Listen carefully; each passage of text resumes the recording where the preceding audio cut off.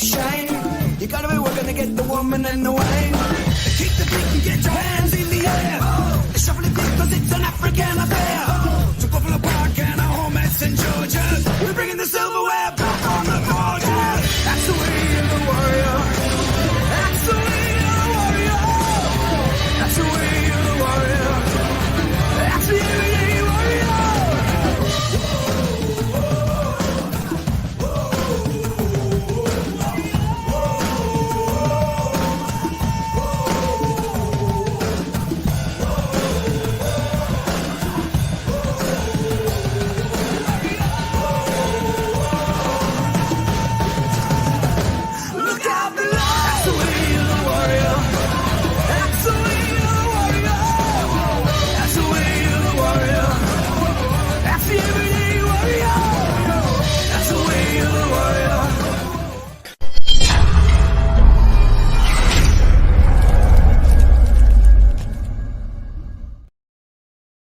It's time indeed, ladies and gentlemen. Welcome to Firing on All Cylinders with myself and Mike tonight. Of course, Mike pops in every now and again for a little bit of a chat to his favourites, either sports people or whoever else. And I've got the gloves and everything sorted tonight. Does it look right? Does something look? It looks a bit wrong. Something looks a little bit wrong. Okay, I understand that. But we've got Trevor Quirk on tonight, of course. So we're going to have a great time. What an honour and a privilege. I mean, you know, I was thinking about him in the build-up to the show, and it's funny. You tend to only really miss something when it's gone. Yeah. And it was so nice to hear his voice, as always. I mean, it's an iconic voice. He entertained South Africans for, I think, over a period of 3 decades. Yeah. And I mean, incredible, I've got to know him well, and it's really lovely to have him on. So. It's really I think it's quite a scoop for us to have someone like Trevor on. He's been in everybody's lounges for the last I don't know how many years. But first of all, we've got to thank our sponsors. Thank you to Spa. Thank you, Spa. I'm going to use my right hand, my left right hand, or my right hand. Thank you to Spa, and thank you to of course our sponsors, Mobia, for our internet, which is always giving a solid internet connection. And then we've got Fitch and Leeds as well, who's going to give away a prize at the end of the night, as well as we can send one to our guest Trevor. If he gives us his address, we don't know whether he gives that out freely, you know. Especially to Eastern Cape, Albany people. We'll see how it goes. And thank you to Gary for the supply of indeed cold lemonades, as Quirky calls them. Well, I'm going to take my right tasting very nice. I've got my little Fitch and Leeds here. Cheers to you. Cheers, old chap. And I hope that Trevor Quirk has got something to drink, because we're going to bring him in right now, babies.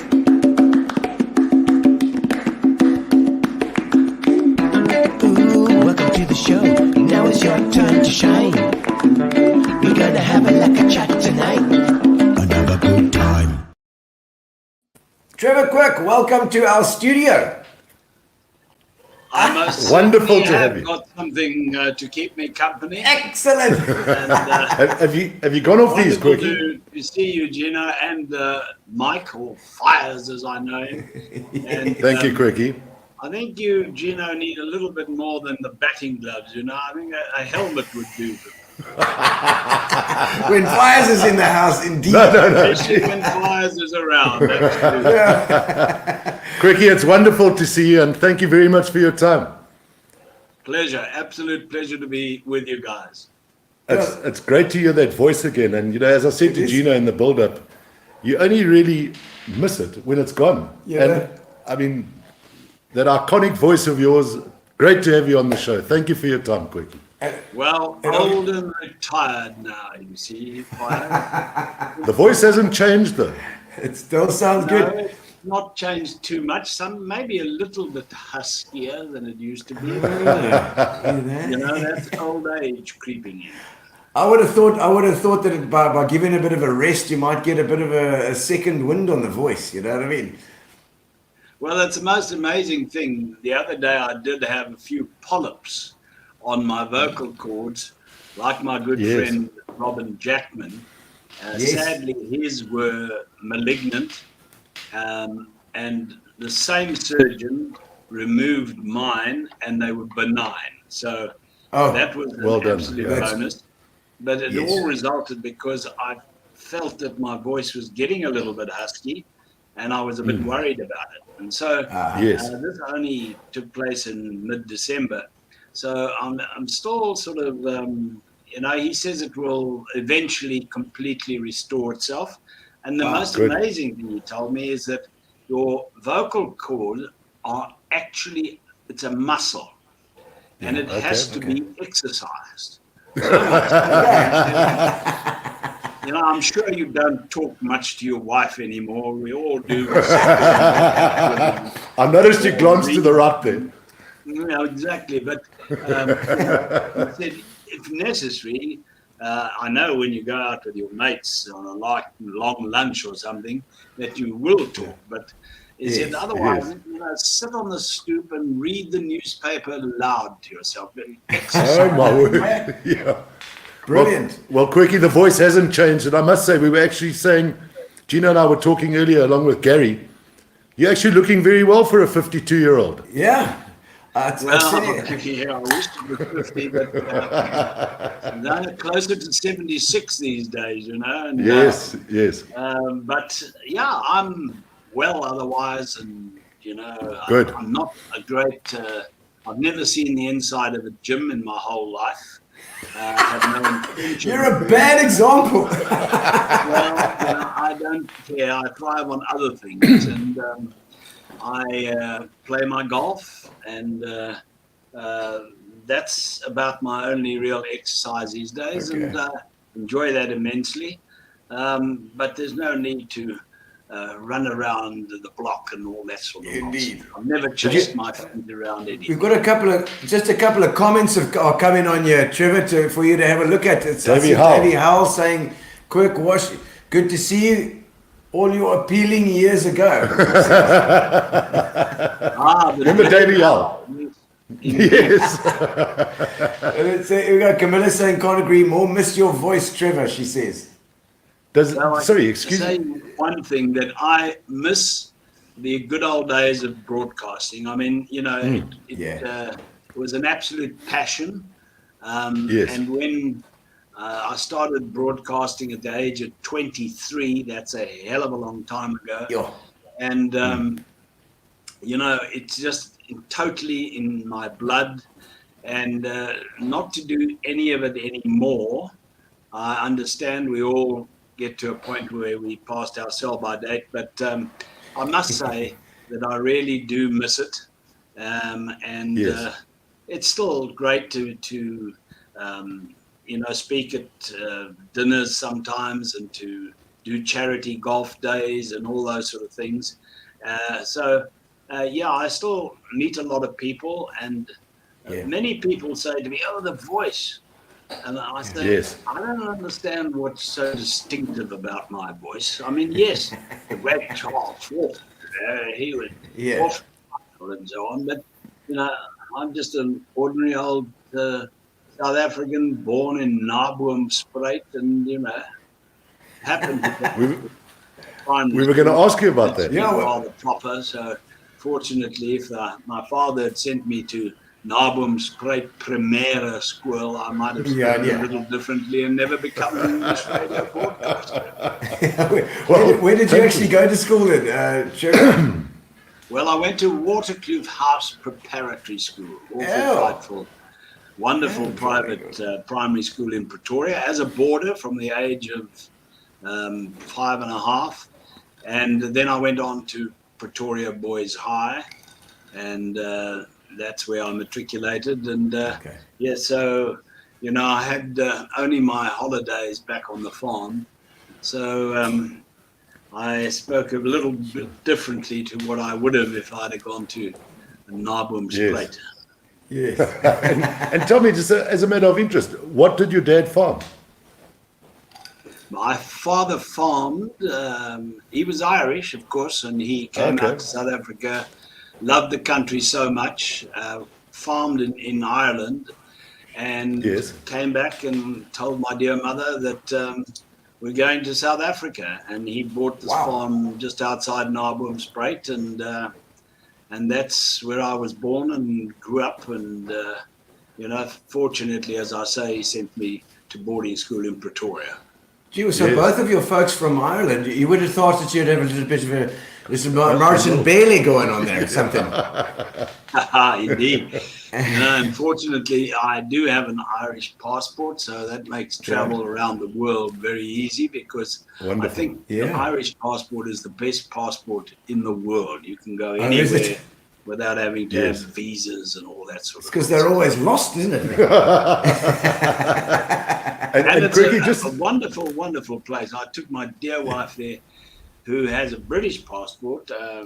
Not that she was born in England, she was born in Cape Town, but the thing about it is that she'd never been to Ireland, which I found extraordinary. And so I took her on a wee trip of Ireland, and we just had wonderful weather, which is unusual. And it's just amazing how friendly the people are, how delightfully tasteful the Guinness is. Very much so. I didn't think you'd miss that one. Yeah. No, and that's for sure. But you didn't. You're not one of those children who, when you spoke to your parents, you'd speak in your Irish accent, but when you speak to your mates, then you're back to your South African feel. Not really, I don't know what sort of accent I had when I arrived at boarding school at Whips, but I began to round my vowels a little more there, and I don't know that it ever rubbed off on my parents, but that's just the way things develop. Yeah. And school-wise, were you always interested in sport? Did you excel at sport? How were you? Enjoy school? Were you a social person? Well, it's quite amazing, that my mother was quite insistent that I take piano lessons at primary school, and so I started piano lessons, and then to my absolute horror, they clashed with cricket. So I gave up the piano lessons to concentrate on cricket. And I remember I was quite lucky in a way in that when I was in standard 3, as it was in those days, quite young still, the first team wicketkeeper, who was actually in standard 6, he broke a finger. And so the coach put us all through exercise of keeping wicket. And he selected me to become the new wicketkeeper at a very tender age. And well, I've never done anything but keep wicket since standard 3, and thank goodness he found something in me that has helped me along a lot in my cricket career, and obviously playing cricket was important, I think, in terms of getting recognition when I started broadcasting. So you played, obviously then played first team cricket then. You were pretty young, and then did you play club cricket after that? And is that how you got into the whole? Well, obviously when I went to Pretoria Boys High in high school, I was in the under 14A team, and again, it was the most amazing thing that the wicketkeeper in the first team was caught playing soccer. Now, at Pretoria Boys High, you were not allowed to play soccer anywhere. And if you did, you were in danger of being expelled at that time. What? And so he was dropped from the cricket side and fortunately not expelled. But they moved me up from under 14A to the first team because they didn't feel the second and third team and fourth team wicket keepers were any good. So, and they took me on a tour in September, which we did annually to play against Peter Maritzburg High, Hilton, Michael House, Durban High. Wow. It was an annual tour. And there I was, I couldn't see over the stumps. So I had to peer around them. And, I was a tiny little bloke, batted number 11. And but what an experience that was. I grew up very, very quickly, especially on the train journey when the prefects collared me and said, "Now you stick with us." because you don't want to be with the baddies. And the baddies got hold of me and said, "You stick with us, and we'll teach you about you." Needless to say, I sided with the baddies. But now, Quirky, didn't the Wigglies go to Pretoria Boys High? Who? The Wiggly brothers, those great footballers that played for Arcadia. The Wiggly brothers, they all went to Pretoria Boys High, and of course, I became a very big Arcadia Shepherds football fan. Very much so. The Wigglies played for Arcadia Shepherds, and when I was left school and I was now allowed to play football because I actually went and played at Arcadia Shepherds in the under 18 side and under 19 side, and the Wigglies of course became famous there, but they were a bit above me, but of course I commentated more on soccer to begin with than on any other sport. I was going to ask you about that. Yeah, I was doing radio, obviously, commentary in those days, well before television.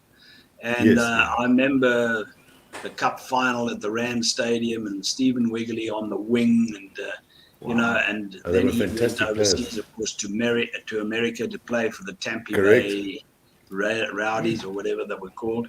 And Jeff Wiggly followed.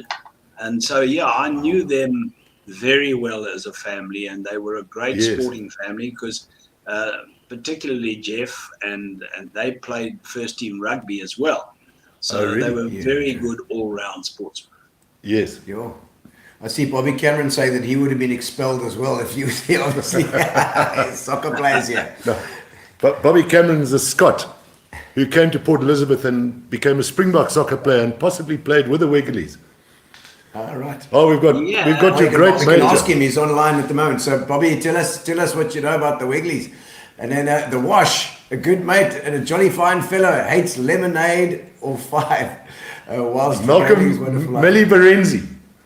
Yes. Okay. Yeah, well, he's not incorrect about hating lemonades. You don't like it. I'm rather partial to that and have always been. And I might tell you, on that fateful train journey down to Natal to play as a young boy, the baddies that I did side with introduced me in a big way to a few lemonades. I'm sure they did.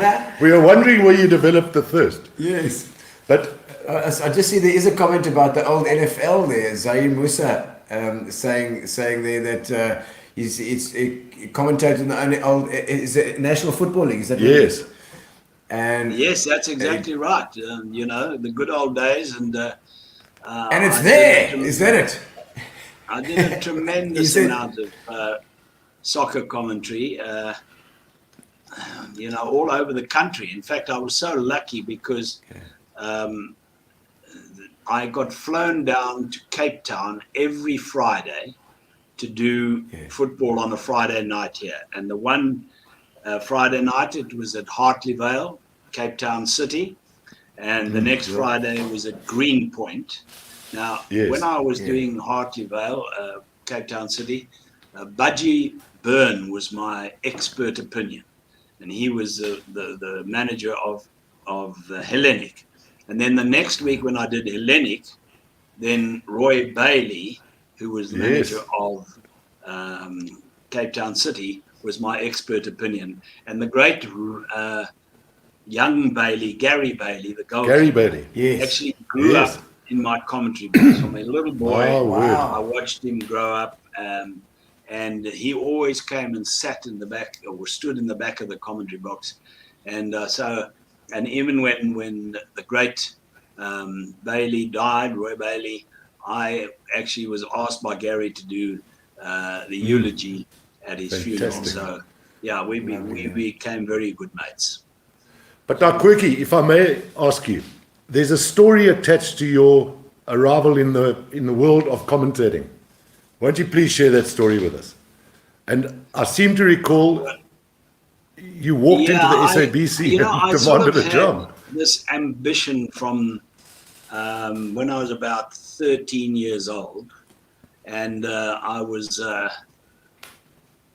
boarding school, Solomon House at Pretoria Boys High, and I used to drive my mates absolutely crazy because on those wonderful little cricket test matches that you had on the front lawn of the boarding house, I used to do commentary constantly, and I'd take off Charles Fortune, then I'd switch to Andy McGilwray, the great Australian commentator, and then to John Arlott, the great English commentator, Brian Johnson, and I mimicked them all. And then I had the courage when I was in Standard 7 to write to Charles Fortune, and I said, "Dear Mr. Fortune, basically it was a naive little letter. One day I want to be like you." And he wrote me back the most discouraging letter where he said, "Oh no, there's no commentator in the world under the age of 30, and you need to educate yourself, particularly in English, if that's, you must travel the world and preferably play cricket at a decent level," and all those sort of things. And I thought, oh, well, I'll never crack that. So I said to my dear dad, we better go and register. I'm going to do law instead, and I'll become this great advocate, standing up in court and pontificating. And he took me in to Johannesburg from the farm, and I registered to do law at Wits University. And I said, "But Dad, seeing we've come all this way, we're in Johannesburg, just take me down to the SABC. I'd love to go down there and just have a chat to them." And he did, and I walked in and I said, "I'd like to speak to somebody about working here." So now I'm just out of school, and they said, no, you've got to make an appointment. And I gave them the sad story. I've come all the way from the farm. Anyway, they phoned up human resources, and amazingly, they agreed to see me there and then. And they did an interview with me, and they put me through an aptitude test. And they said, "Okay, would you like to start as what they called a presentation assistant, working with the announcers in April next year?" And I said, "Absolutely." And I went downstairs and I said to my dad, "I'm starting here at the SABC on the 1st of April. The law. And he said, "No, you're not. You will go to university first." And when I got home to the farm, my mother gave me hell, and she said, "You will go to university." I said, no, I promise you, I'll do my degree through UNISA. But I'm going to the SABC. And that's how I started. And then, of course, I did study at UNISA, and then I did the announcers audition. And Kim Shippey, amazingly, was the man who put me through the audition. It was a very complicated affair. You had to read the news, present a symphony concert, do all sorts of things, read poetry, Shakespeare, all that. And I passed the audition, and I became a general announcer on the English radio service, reading news, presenting concerts, all those sort of things. But obviously I was going to graduate into sport, although at the time I was playing Currie Cup cricket at the same time. So it was, difficult to broadcast on cricket and that when you play. But as Flyers knows, we only played about 5 Currie Cup games a season. So I would play against Eastern Province one weekend, and the next weekend I'd be commentating on Eastern Province versus Western Province. It was sort of it's funny you say that. It's funny you say that, because I wondered about that today. Yeah. I mean, you used to commentate on a lot of our games, and I used to want to know, why aren't you playing? Because we would play against you in the next... It was amazing, and it was great in a way, because obviously I knew you guys very well because I played against you. But I don't know that it was quite the right thing to be having to, say, criticize one of the guys that you play against, especially a fast bowler like Flyers, You've got to call it as you see it. When there's so many things to criticize. been subjected to a few bounces or two. Which you would have hooked away for. Well, I see. Malcolm says Washi's the master of English, but of English pontification. He says. No, very true. Even in the pub. Yeah, pontification. I'm not so sure about that, because I don't lecture like one or two commentators that I think shall remain nameless at the moment do pontificate. And they're giving you a continuous lecture on, the game and what they think should be done and how the guy should bowl and how the captain should do this and how I don't think I was ever quite guilty of that. I tried more to describe or create a picture, especially in the radio days, where I started, of course. Yeah. And the great Charles Fortune, who was my mentor and tutor, no doubt about it. I mean, I worship. So when you went in, so even post his horrible letter. Yes, that's an amazing thing, Correct. After telling me that there was no commentator in the world under the age of 30 that was doing cricket, I ended up actually commentating with him at the Wanderers at Kim Shippey's behest. Kim was head of radio sport in those days, no television yet. And I was working with the great Charles Fortune. I never slept the night before. I was so nervous. I was going to ask you about that, Quirky. Yeah. The next morning. Sorry. Yeah.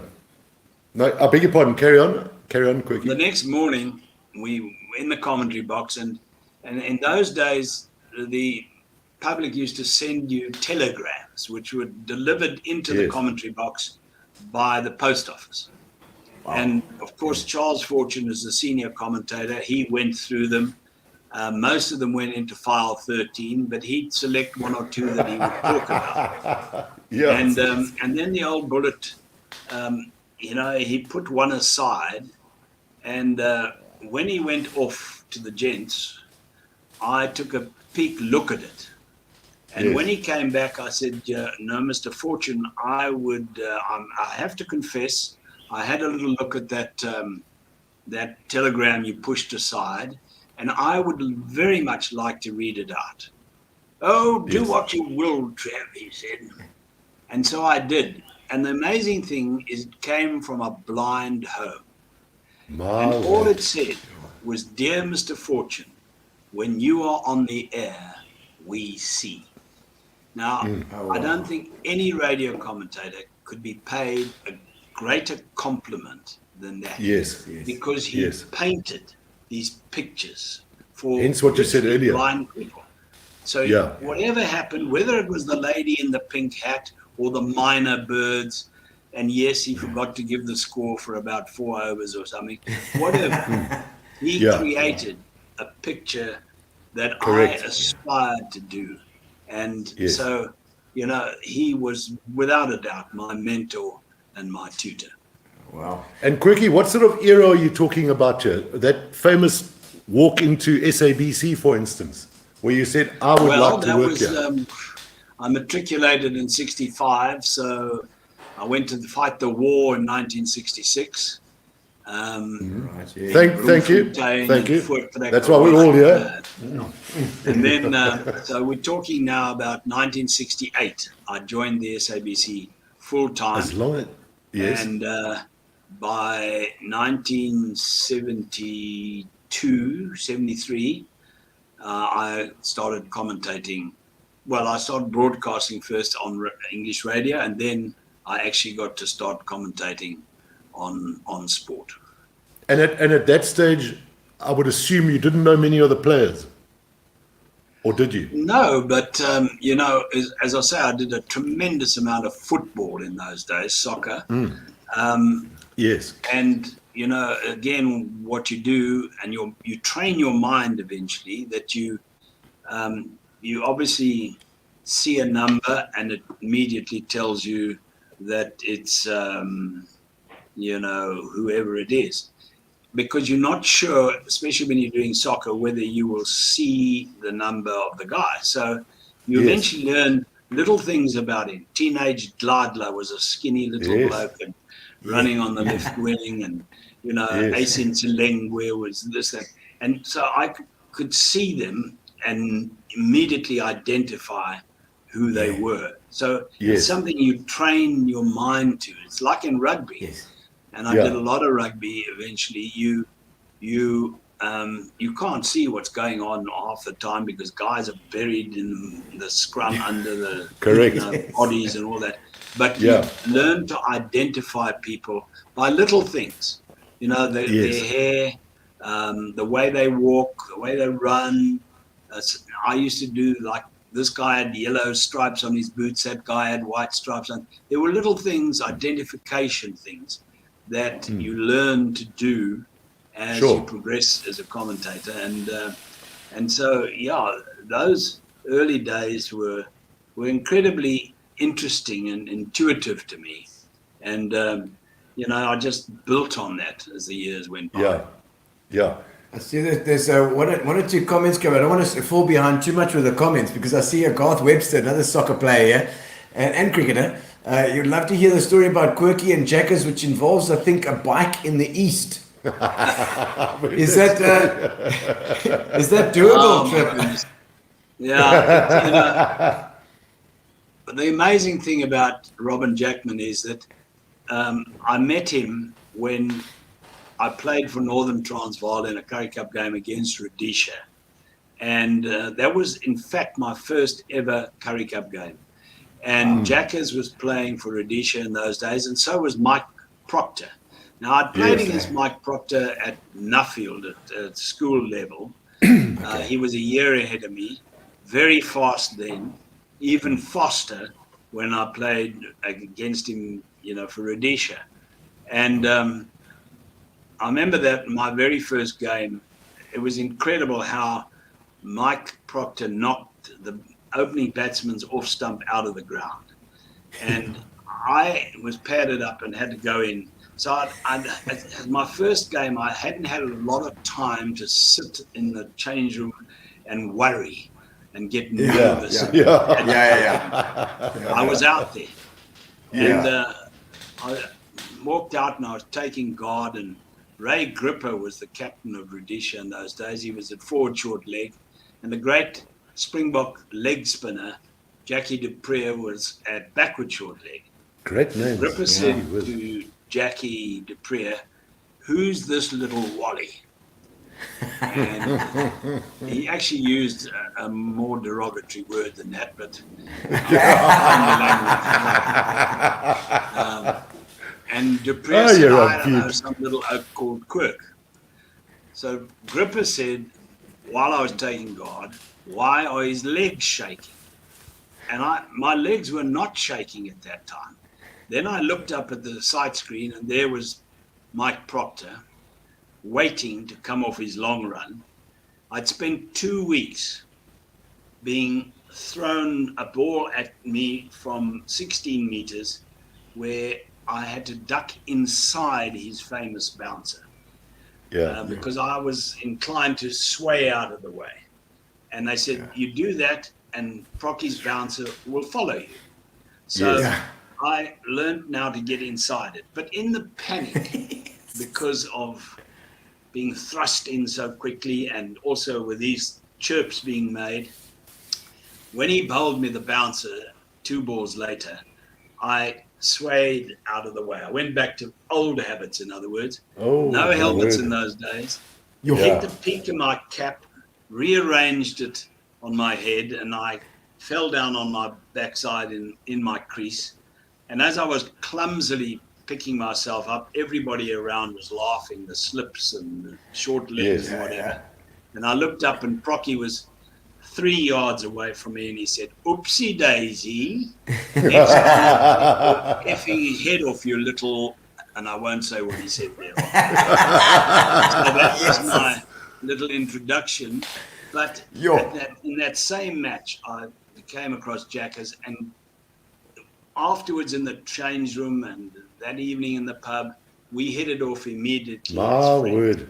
Wow. And when he Fantastic. eventually stopped commentating, stopped playing, he coached Western Province. He came down to Cape Town from Rhodesia. And then when he stopped coaching, I suggested to him that maybe he might like to try his hand at commentating, which he did. Yeah. And I think it was an instant success. He had a tremendous knowledge of the game and such a likeable way on air and all that. Wonderful. And of course, we ended up absolutely touring the country and the world as commentator colleagues together. And yes, the bicycle story. So we were in India. For Garth Webster. And we were due to fly from Delhi to Calcutta. And our flight was delayed by some 7 or 8 hours. Now, in an Indian domestic airport, there are no pubs. You daren't even have a cup of coffee because the milk might just, set you off. So you're awfully careful about how things go. So somehow I talked our way into the business class lounge. And I walked in and there was this fridge. And I said to Fox, Silver Fox as we called him, Jackets, look, a fridge. And I opened the fridge. There wasn't even a pint of milk in there. There was nothing. So I went inquiring, and I said, now, to various people, where will we find the closest pub? Because, we can't sit here for 7, 8 hours doing nothing. So the guy said, no, what you must do is you must go to international departures. There's a pub there. So we got a tuk-tuk and off we went. And we spent some considerable time in that pub. And when we came out, to our absolute astonishment, there were no tuk-tuks, there was no taxis, there was no bus, there was no shuttle service back to domestic, there was nothing. So I said, well, my dear Jackers, we're going to have to walk back to the domestic departures, which was about 2 kilometers. And we set off, and I saw this man, this wallah, with a bicycle. And I said to him, my good man, because that's how they always addressed you in India, my good man. Yes, my good man. I said, my good man, would you like to sell me your bicycle? Oh, and he wobbled his head and he said to me, okay, how much you pay? So I said, 200 rupees. Oh, yes, okay. Now, 200 rupees was nothing in terms of rands. Yeah. And he parted with his bicycle. So I got on the bicycle and I said to Jackers, sit on the back, like when you used to go to school, or the day boys used to come to school, they used to have that little thing on the back of their bicycles where you put the sandwiches the mother had given you or whatever. The carrier. And I said to him, you get on there and off we'll go. Anyway, I couldn't make the bicycle move. It was so old and ancient. And with Jackers sitting on the back was a major problem. So he said, no, Quirky. Now, remember, we've had a few thousand lemonades at this stage. And he said, well, no, I'll do the riding. But what I'll do is I'll get up some speed and then you run alongside. And when I say jump, you jump on the little saddle thing behind. So this is exactly what happened. But of course, as I jumped onto the back, and I'd given up playing serious sport at that stage, so I'd put on 1 kilo or 3, and I jumped on the back, and the back tire burst, and we crashed to the ground. Clumsily picked ourselves up, and there was the wallah standing, his arms folded, and he wasn't laughing out loud, but he was shaking with mirth. And he got his bicycle back. Oh, yeah. And 200 rupees. Enough money in his pocket to repair the burst tire. Excellent. And then we started walking. And when you in India and you're on television in particular, you become a household name and face because cricket is a religion to them. They're fanatic about it. Yes. And this bus stopped, you know, those painted buses, the front is all painted and decorated. And this man stopped alongside us and he said, "Oh, Mr. Jackman, Mr. Quirk, where are you going?" So I said, "We're going to international, domestic departures." "Oh," he says, "jump aboard, jump aboard." We got onto this bus. Well, we were nearly overcome by the incense on the bus. But we made it on time for our flight. Excellent. Lovely. But, Quirky, tell us the story, because what was flashing through my mind there, and I know you and Jackers were very close, and we should actually have a cheers to absent friends. But I don't have a beer at the moment. But I'm sure Gary can organise while we are. What I'd like you to tell the viewers is a story you once told us about you and Jeff Boycott when he came to play, I think, club cricket in Pretoria, was it not? Yeah, the great Jeffrey Boycott came to play for my Pretoria High School Old Boys, which I was captain of. And, you know, Jeffrey was a different sort of human being, shall I put it that way. And the very first game, we were playing against Witbank in a first league game.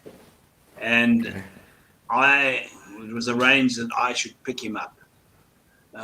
So I did at the house he was staying at, which was with our chairman of Pretoria High School Old Boys Cricket Club. And he was standing outside with his great MCC trunk, all in his whites already, even though we had 70, 80 kilometers to go still. And he berated me immediately for being late. Now, I'd got to bed at about 4 o'clock the night before, after and then I stopped at the doll's house to pick up one or two of the other boys, which set him off again. And then, to his absolute horror, I stopped in Bronkhorstspruit, because by then our tongues were like rasps and we needed some sort of refreshment. So we stopped to buy a few Cokes, and he went absolutely ballistic again because he said, "You're late." And now anyway, we got to Witbank in good time, and we sort of sat around, and he came out with his pads on, back gloves, everything. And he said, "Come on, Captain, I want net." I said, no, Jeffrey, you don't understand. There'll be no net before we go out there to play. And then on a beautiful wicket, I won the toss and I elected to field. And he went ape again. He said, "How can you win the toss on a beautiful batting wicket like this and field?" I said, "Jeffrey, you don't understand. Witbank, not a very good side. So what'll happen is we'll bowl them out for under 100. We'll make 300. Then we'll bowl them out for under 100 again. We get maximum points." Yes. He wasn't happy. So we duly bowled them out for 90 odd. And then we went out. I said, "I want runs quickly." Yeah. Anyway, of course, typical Jeffrey Boycott, stonewalling, he'd steal a single off the last ball. So it went on. Correct. And I was going absolutely ape. When I got out and batted, I went into number 3 of the club. And I said to him, "Jeffrey, I said to you, I want you to get on with it." And he blocked again and blocked. And I went down and said, "If you don't start playing some shots, I'm going to run you out." And he said, "Do you know who I am?" I said, "Yes, I know who you are, but it doesn't matter. You either get on with it or I run you out." And then he started playing the most wonderful array of shots, which he could do. So we had 2 years of this, and it was a very strained relationship, during which time he obviously got picked for Northern Transvaal, so we played together for Northern Transvaal. And it wasn't an easy he threatened at the end of the first season never to come back, but he did come back. And we continued to have many a little situation one way or another, dear Jeffrey. And we chose Jackers and I chose the meanest cricketers in the world, 11. So guys with very deep pockets and very short arms. Okay. And there wasn't a hesitation, because obviously Jackers played a lot against Jeffrey when he was playing for Surrey, and Jeffrey for Yorkshire. Yes. And we were unanimous in Jeffrey Boycott opened the bat. More than a lot he was. The story that I vaguely recalled was when you got shat on by Jeffrey Boycott for getting to bed at 4 o'clock. You got 100 and he got a 0. Well, this was yes, I know. And you know, years later, he invited me to Headingley, where his home ground, where an Ashes test between Australia and England. And obviously he told me I had to dress up in jacket and tie, which I did. And then I had lunch, you know, with the committee and the chairman and all this sort of thing. And being a guest, he had to introduce me to the whole mob at lunch. And he said, "This is my captain, Trevor Quirk. Finest captain I've ever played under." He said, he said, "I used to come to ground, and there he was, lying under rubber mats, drunk as a skunk, and then he'd go out and make 100.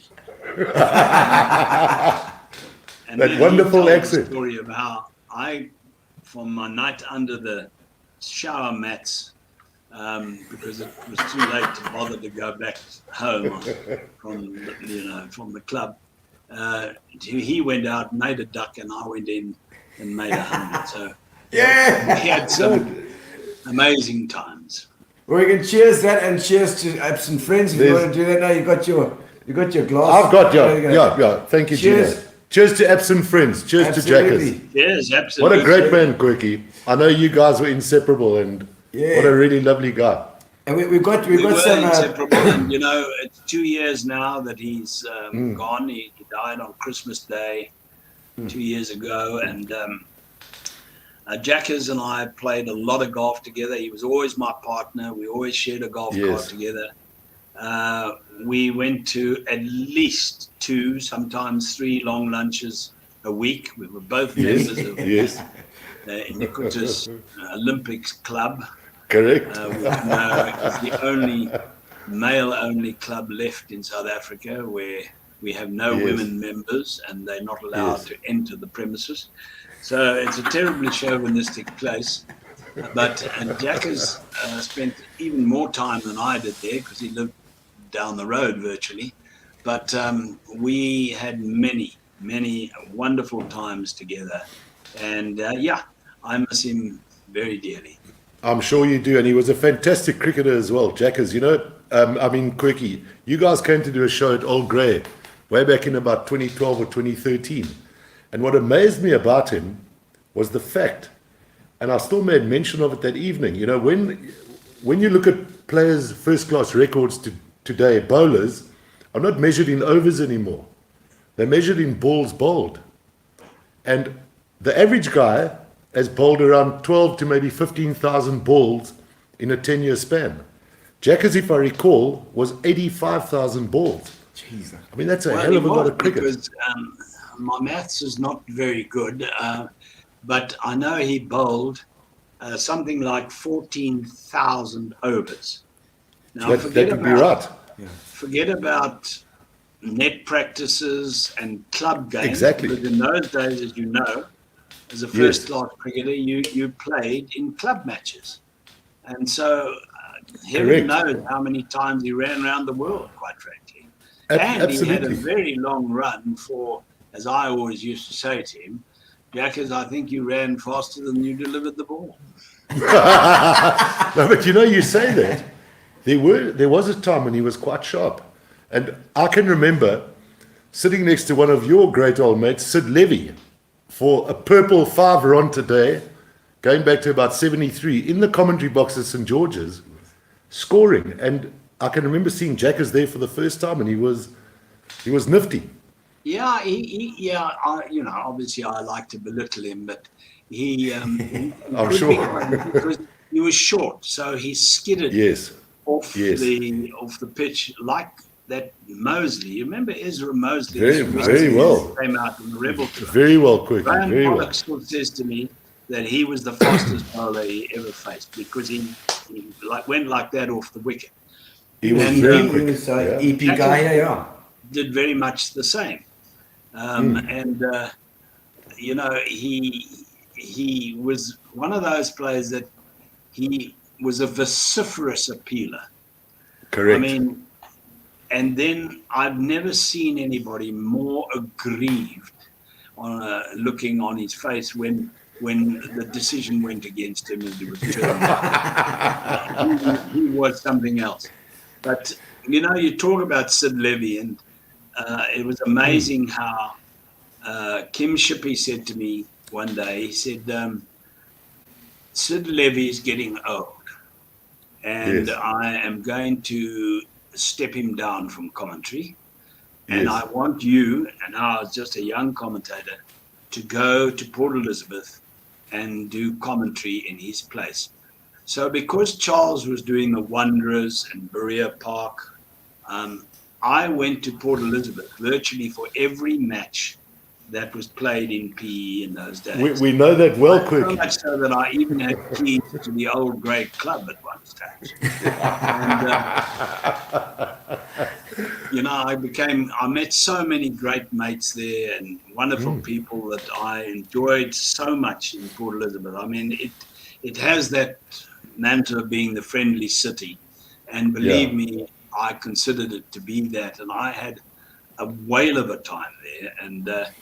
And I remember the first time I walked into the commentary box and Sid Levy was standing there, jacket and tie, the old Penguins tie and The blazer. embassy cigarettes. And he told the story afterwards. He said, and in walked this little upstart. And I thought to myself, good heavens, Sid Levy, what have you done in life that you now must be put out to pasture for this little whippersnapper? Yes. And then he says at the dinner that he was speaking at, which I happened to be at, he said, and then the boy opened his mouth behind the microphone and he said, I knew my job had gone forever, which They loved you dearly. From old He Sid. loved you dearly. But Yes. didn't you guys? So much so that he then invited me. Well, I was actually doing a game between Eastern Province and Rhodesia. And on the Sundays, Fires in those days, we weren't allowed to play on Sundays. Correct. So But we could on drink. a Sunday, we went and played golf. We could drink on a Sunday, but you couldn't play cricket. At Humewood. And I was playing with Mike Proctor and Jackers. And afterwards, we walked into the pub and Sid was there. And as I walked in, and so was Peter Pollock, who happened to be captain of Penguins at the time. He obviously finished playing, first class, top class cricket. And Penguins are about to go on an overseas tour. And he walked in. When I walked in, he said to Peter Pollock, he said, there he is. We'll take Quirky as our wicket-keeper to England. And I said to him, Sid, have you been smoking something? I'm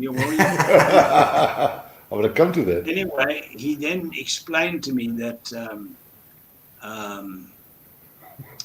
Ashton Galpin had pulled out of the tour and they didn't really have a wicket-keeper.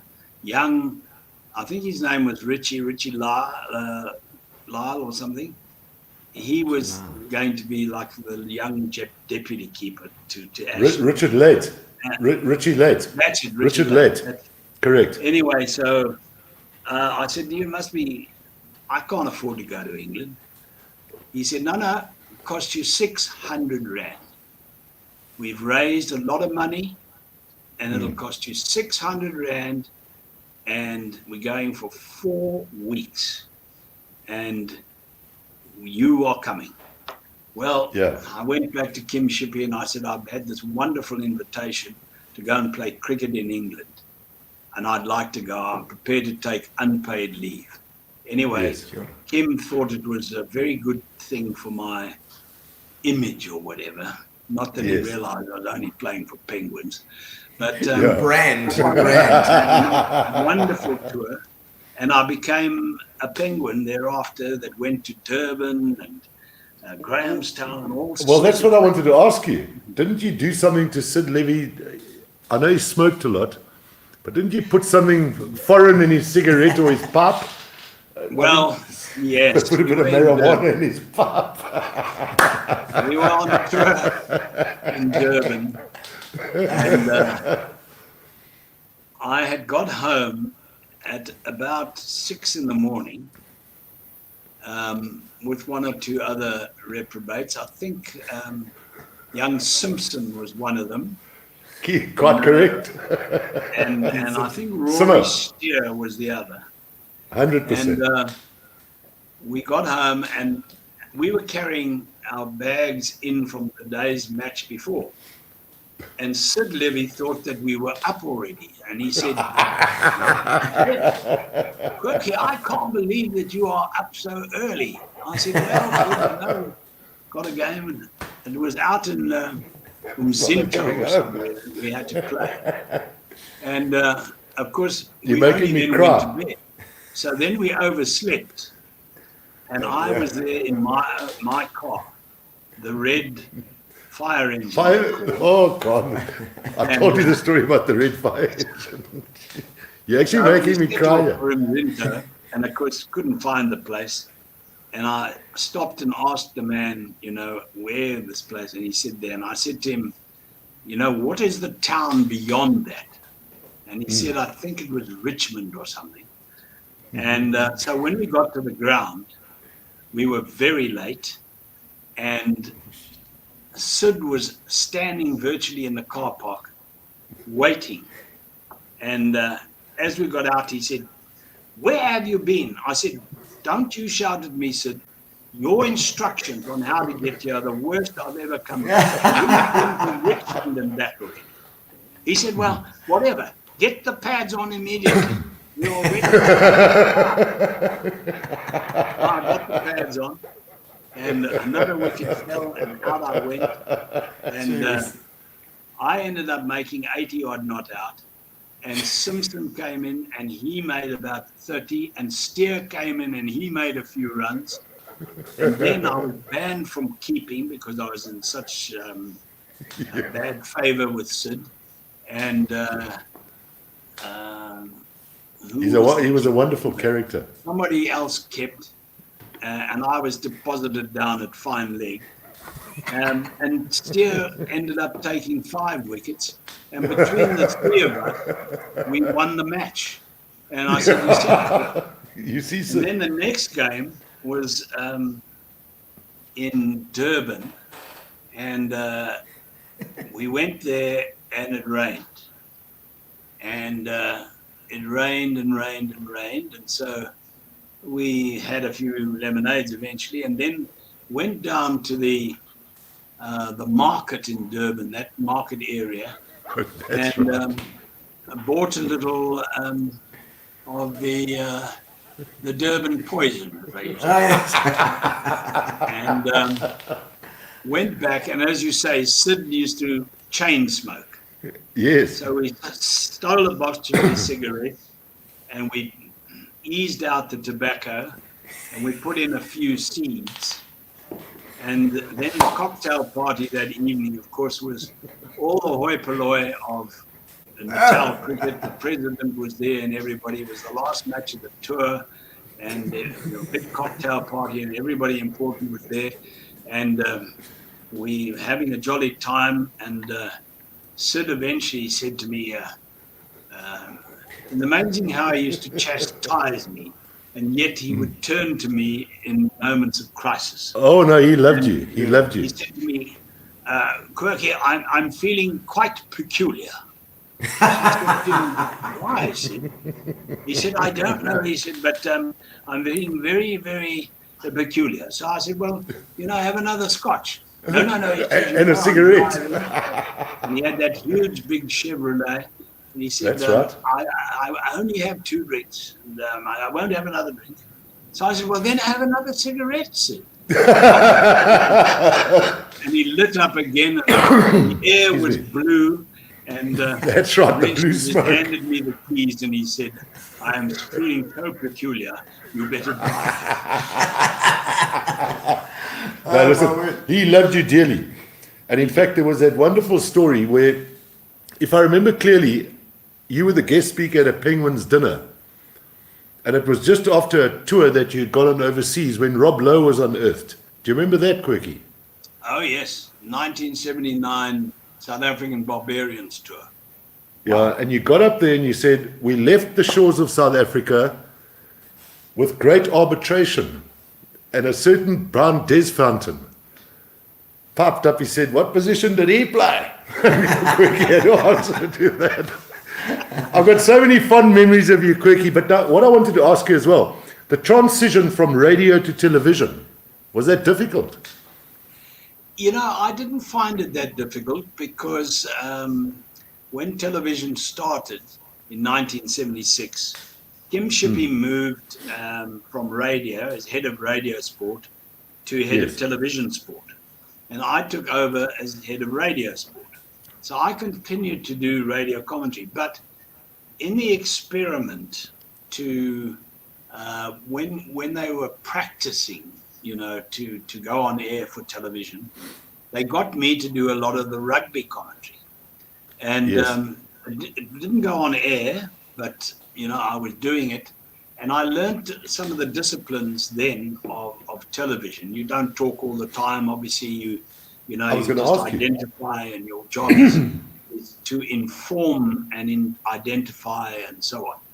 And so I didn't find, when eventually I started doing television cricket, I didn't find it that difficult to discipline myself and only talk about things around what you were seeing.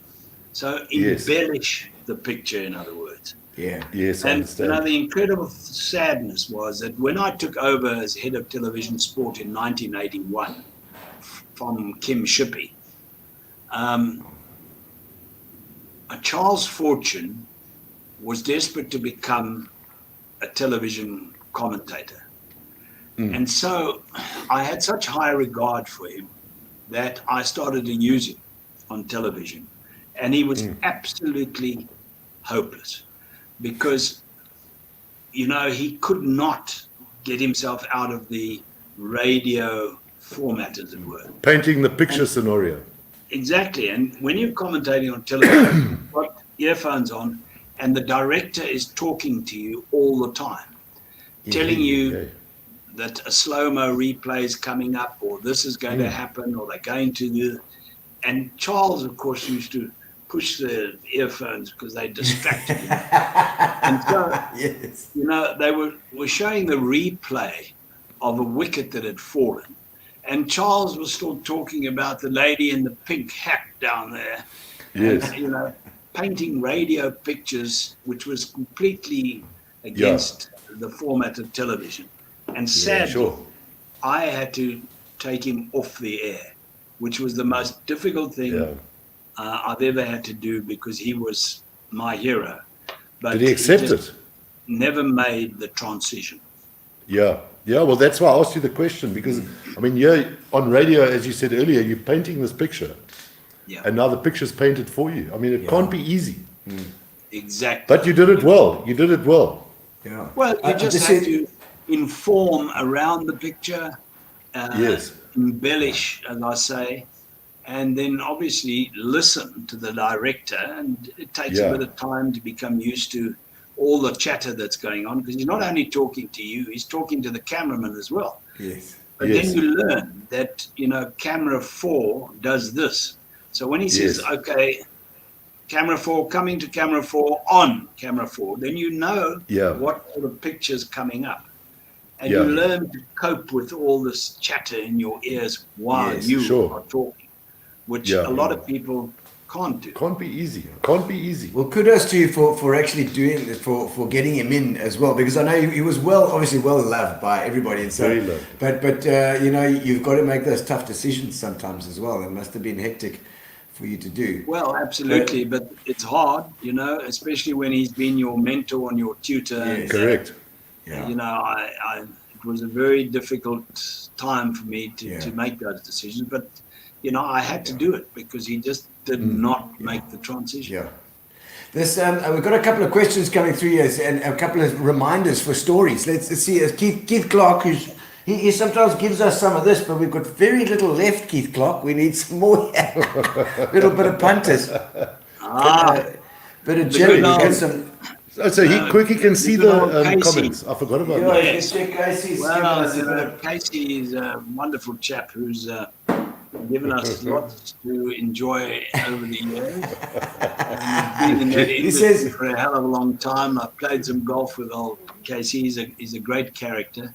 And the grey shark, you see, was a Nissan 380 ZX sports car. Oh. What happened is that he just shot his beard through his. I'm just showing you. You actually made me cry a little bit. You did not. Now I'm laughing. The beard's coming through my nose. Carry on. I beg your pardon. I know the story. Yeah. Sorry. You remember we used to have the Gillette Cup, which was the first one-day competitions in South Africa. You are a character. You are a character. Shield. And it came down to 50 overs. And Nissan were huge sponsors of cricket in those days. Yes. And so I had a great affinity with them. And they found out that I was actually driving a Nissan in those days, which was the red fire engine. And and then they said to me, you know, what about you buying a 380 ZX sports car from us? Ooh. So I thought it was a wonderful idea, but I obviously couldn't afford it because they were fully big discount cars. Anyway, they gave me such a huge discount that I jumped at the opportunity, and I was earning a few more bob in those days, and so there I had this grey 380 ZX Nissan. No.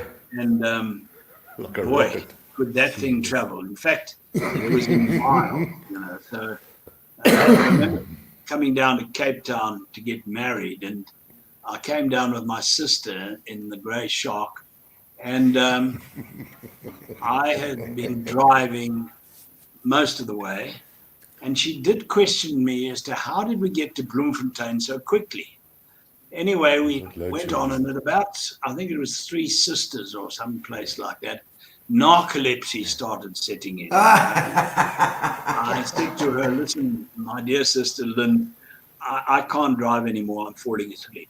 So she took over. Now, having berated me about driving so fast, which I did do and I still do, she took over. And within about a minute and a half, I said to her, have you looked at the speedometer? And she said, yes, I'm doing 100 kilometers an hour. I said, no, my darling, that's 100 miles an hour. And so there were many a people or person that I terrified in the Grey Shark. And then I had a white one after that. And so, yeah. A couple of Nissans on the way there. You see, David Howell's also got something for us here. What is he talking about here? He's got a long story. Jesus, that's a book. Natal and Northerns, very late on a Saturday afternoon. 9 wickets down. Vincent Procky won an extra half an hour to finish the game off. Sunday was an off day. Oh, David. Okay. Yeah. Well, that was come back on Monday. A wonderful occasion because obviously I had met Procky, and you know, Procky was a fearsomely fast bowler, one of the fastest bowlers in the world, if not at the time. And but the lovely thing about him is that you would party late into the night with him. A strong man. You know, in those days we weren't paid too much, so we didn't take things too seriously. And partying and touring was more important than the cricket almost. Yeah. Quirky and I became very good friends. And then he came back from Rhodesia and he was playing for Natal. And you know, in those days when you played in Fires, you would know, Natal had such a good bowling side with Vince van der Pijl and all that you couldn't distinguish between the pitch and the outfield. That's correct. how green the pitch was. So we got caught on this, Northerns, and we were about to lose in 2 days. And I found out at tea on the second day that if we got bowled out that day, then we would fly home that night.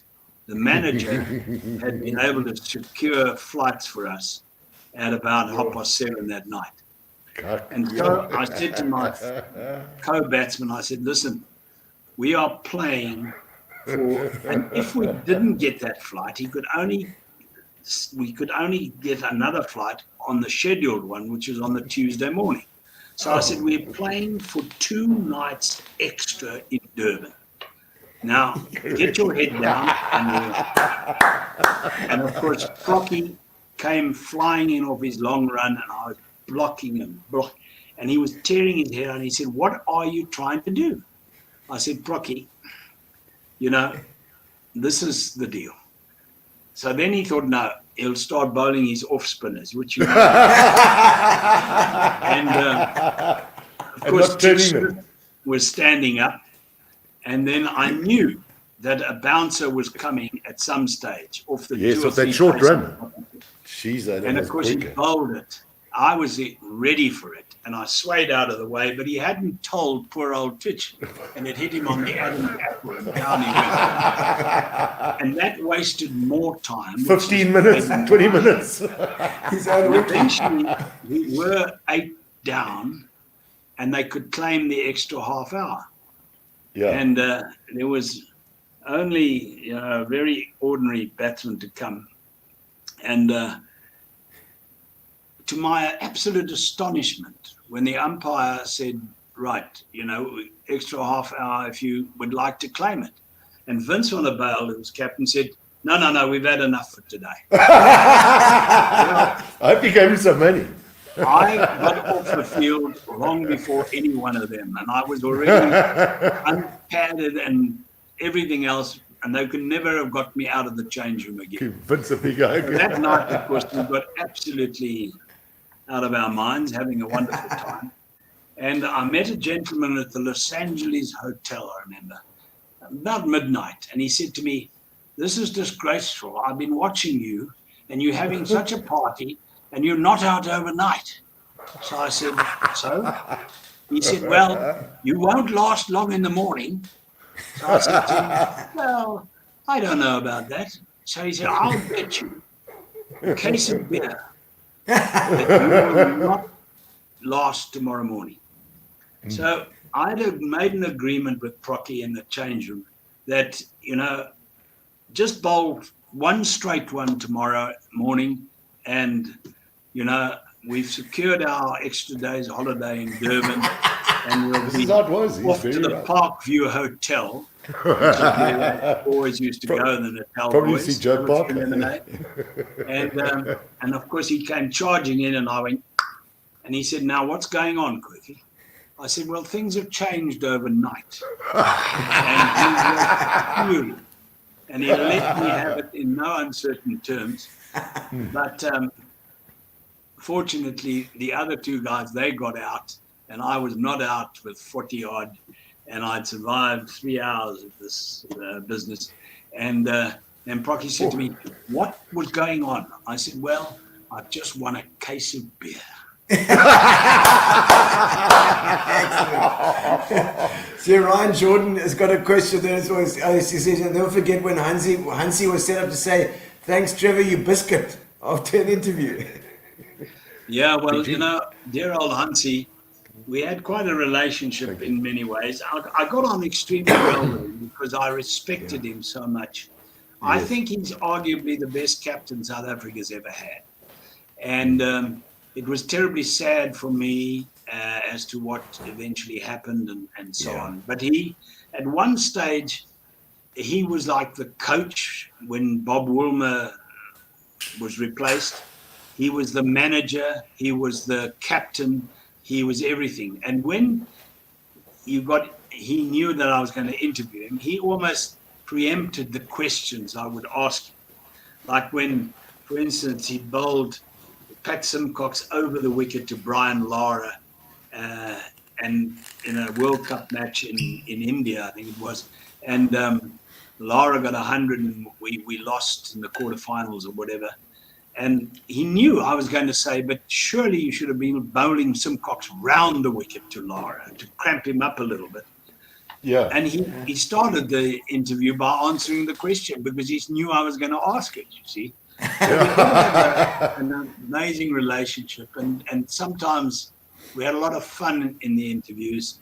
And yes, he did end one of the interviews because I paid him a compliment and he said, Quirky, thank you biscuit. He was a fantastic guy though, Quirky. He really was it. I see. John T. Rhodes' aunt is on board here as well. She pops in every year. Says, "What a huge privilege to listen to you, Trevor. You were in the commentary box were you in the commentary box with Jack Bannister ate his words live on television?" He ate the newspaper. Yeah. Did he? Oh, right. He ate the newspaper. Did he? He did. It was, it was amazing. I think we were at Newlands, if I'm not mistaken. Correct. And Jack was a wonderful commentator, and we became a tremendously friendly guy. And he was mad about playing golf. And I remember him forcing me and Jackers to get out and play Humewood on about the windiest day I've ever come across in Port Elizabeth, which I never forgave Jack for. But when we were at Newlands, we had a bit of a rain delay, and we sort of set things up for when Jack was now going to be in the studio for a while with Martin Locke, because Martin used to have a little studio at the commentary at the grounds. And he did the presentation, and then he used to hand over to us as commentators. And so what we did is we set up a situation where Jack Bannister started eating in the interview situation with Martin Locke, which Martin didn't know quite how to handle in any way. And and eventually, Jack started taking the mickey out of poor old Lockie, and Lockie didn't know what was going on, and we were all crying with laughter, of course. And I think to this day, Lockie's never quite forgiven us for that laugh. But we had a lot of fun, and Jack literally was eating his words on that day. Correct. He ate the newspaper, but. Now, what I wanted to ask you, sorry. No, that's fine. No, there was just one more from the comments there. I see last one. Ask him to tell you about the sports quizzes at the Anchor. They told me it was raucous. Is that never? At the Anchor. That was Ryan Jordan. Ryan Jordan. He's saying, how's it? Sports quizzes at the Anchor. Oh gosh, yes, the Anchor. My goodness. Remember the Anchor? Yes, certainly do. Eastbourne Road. Were you the quizmaster? A wonderful institution where we used to have a tremendous amount of fun, and over and above the sports quizzes that went on there, we also ended up. Jack has had quite a good voice, actually. He could sing rather well, and he would love to get up when we'd had a few thousand lemonades and sing. And there was that famous singer that Jackers and I got to know so well. It's not at the Anchor. It was either Danny Fisher or Tommy Lawson. Tommy Lawson or that's Tommy Lawson. Tommy Lawson. Didn't he crash Jackers' BM? I think he crashed Jackers' BM. Yeah, and so he would get up and Jackers would sing and so on. And then eventually, Jackers persuaded me to get up and sing. Now, it's not quite my forte, but there's sort of only one song I can sing because you can sing it so slowly. And poor old, I sang it so slowly that poor old Tommy couldn't actually keep in tune, you know. And I was singing The House of the Rising Sun. There we go. You would have thought with your days from... Yes, the quizzes and the parties we had there were unbelievable. You would have thought for the days of playing the grand piano, you might have had a bit of... But he gave it up early for wicket. He gave it up too early. Yeah. I wanted to ask you... The grand piano. The piano for wicket keeping. The piano forte. The piano I gave up far too early. I wanted to ask you an opinion now, and you've touched on it a couple of times tonight. And I remember in 1970 watching Mike Proctor, and he was frightening. You know, from, call it 50, 60, 70 meters away. How quick was he really in relation to all the great fast bowlers you've seen in your time? I think he was deceptively quick, because the reason being that it appeared he bowled off the wrong foot. Yes. It didn't quite, but his feet were very close together. And if you ever saw Procky in the shower, you know, his whole right shoulder, right arm and all that was highly developed by comparison to the other side, because it was all in this incredible arm action. And with the appearance to you as a batsman that he's coming, you know, off the wrong foot, that added a yard or two to his pace. And so he was deceptively quick. And also he, as I said earlier, he bowled this very mean bouncer that actually followed you. And in those days, you know, without helmets and things, you weren't brave enough to take him on, mostly in terms of trying to hook him or whatever. You just got out of the way. But he was damn quick. And to me, he's one of the greatest cricketers of all time. I mean, what he did for Gloucestershire, which was called Proctorshire, and what he did for Natal and Rhodesia, and you know, he and for South Africa, he only played those 7 Test matches, but he did wonderfully well in those 7 against the Australians. 41 tests. I think he might have turned out to be our greatest all-rounder of all time. Correct. If he had the opportunity. I agree. I mean, 41 wickets in 7 tests. I mean, that's going unbelievable. I mean, just think of that side in those days, and with the great Graham Pollock and Barry Richards. Barry Richards is the most perfect batsman I think I've ever seen in my life. And I had misfortune to have to keep wicket to him when he was getting 100 against us. I just admired everything he did. He had so much time. He had all the shots. He was so correct. And he only played 4 Test matches. Now, to me, it's an absolute crime that 2 of the greatest players, I think, in the world, between them, only played 11 Test matches. It's terrible. Very sad. Very sad. But now, Quirky, just digressing, you spoke about the fact that you knew cricket and you knew soccer from having played as an under-18 at Arcadia Shepherds. How many other sports did you commentate on in your career? Well, you see, in those old days, you didn't have a lot of commentators. There were very few of us, really. And you were made to do virtually everything. And fortunately, I mean, I was a complete sports fanatic. So over playing decent cricket, I played provincial hockey and squash and all those sort of things. But I loved any sport.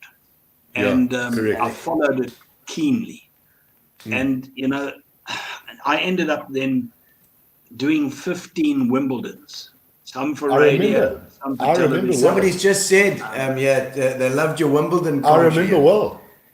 I mean, I had a wonderful time. Wimbledon was an annual joy for me because it makes all other tennis tournaments pale into insignificance to me. Correct. It's a bit like the Masters golf, you know.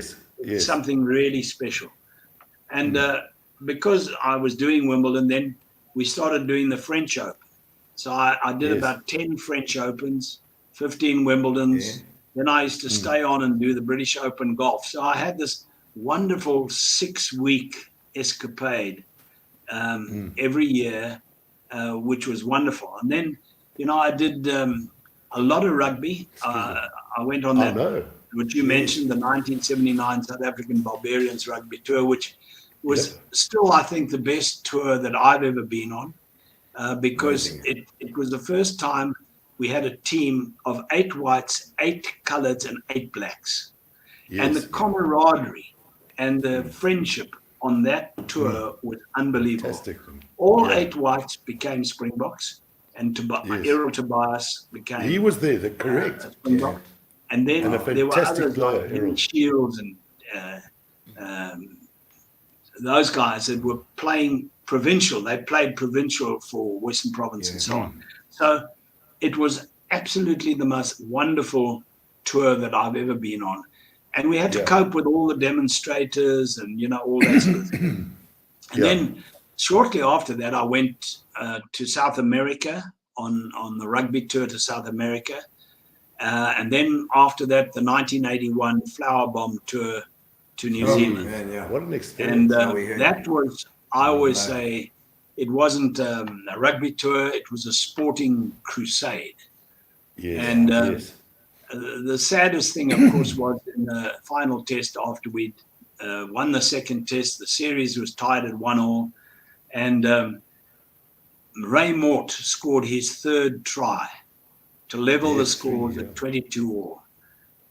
Now to come back from, I think we were 16-3 down at half time with the old point scoring system, to level the scores at 22-all against the All Blacks at Auckland Park was incredible, with the distraction of this idiot in the aeroplane flying over and dropping the flower bombs out. It was an amazing business. And I was very privileged that day to have the great, legendary All Black fullback Don Clark as my expert opinion. And when Ray Mort scored the 3rd try in injury time, and Nas Botha placed the ball almost on the touchline, I said to Don, if he doesn't kick this over, it'll be 22-all, 1-all in the series, and that to me would be like a perfect ending to what has been the most extraordinary tour. And Don Clark said, no, if I was in your shoes as a South African or a New Zealand, I would be praying that Nas kicked it over. Well, he missed it by that much. But incredibly, the match went on with this outrageous Welsh referee, Clive Norling. And 9 minutes into extra time, which was unbelievable, he gave a very dubious free kick against us, and then said that our forwards hadn't been retiring the 10 meters. When if you see any replays, they're all retiring. And he awarded the penalty.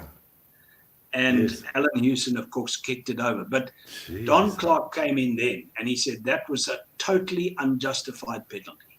And he said, now, let me say, as a New Zealander, I hope Alan Hewson doesn't kick this over. But, of course, he did. He lost the match 25-22 in the series 2-1. And I remember my final report on that match for Radio Today, because remember, this is now happening at 4 in the morning South African time. I had to do a report for Radio Today. And I went on about this whole tour and what a crusade it had been, and this, how it all ended. And I said, if that's how they want to treat us in New Zealand, then in the words of their own anthem, God defend New Zealand. That's how I ended the report. Well said. And for that, I won an Artie's Award, which was like the South African Oscar, I suppose, which they used to have. And just as a matter of interest, I know the players were supposedly badly treated there. How were you as a South African treated on that tour?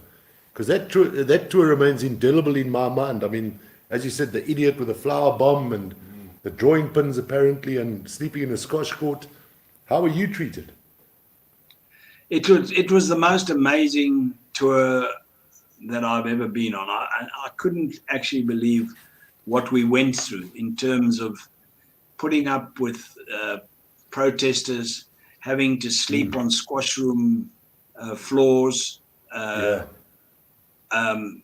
being woken up in the middle of the night and having fire alarms being set off by the protesters and having to rush outside in the bitter cold, just in the guy's underpants virtually. It was absolutely bizarre what went on. Of course, it was an incredible experience and will always go down in my mind as one of the great experiences that I've ever lived through. And as you were saying earlier, I did so many other sports. I went to 4 Olympic Games, and I did world title fights all over the world. And I just, I had the most wonderful career as a broadcaster, doing the thing I really loved.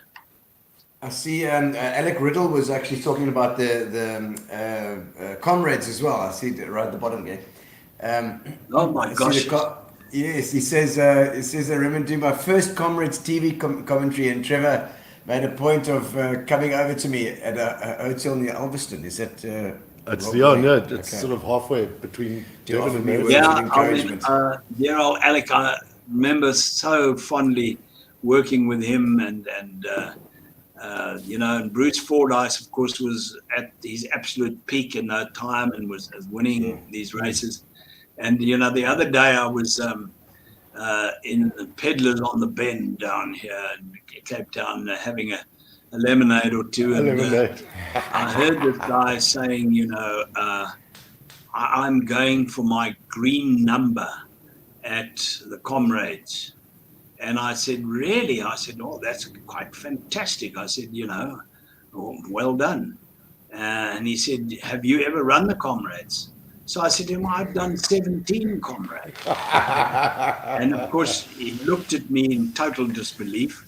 And then I was going on talking to mates and so on. And I could hear him whispering, to other guys.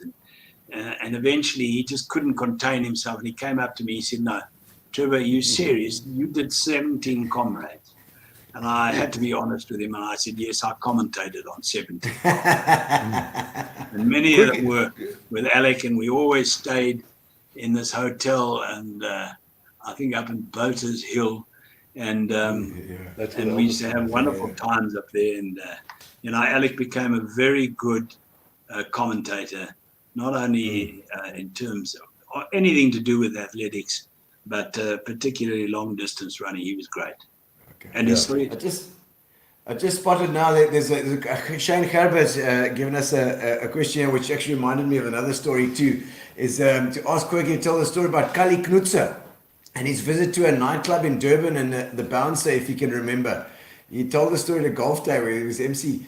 Oh gosh, yes. It was wonderful because what used to happen, and far as you might remember, the old Cattleman restaurant down on the beach in Durban. What's the guy's name? Alan. Alan, wonderful fellow, lovely guy.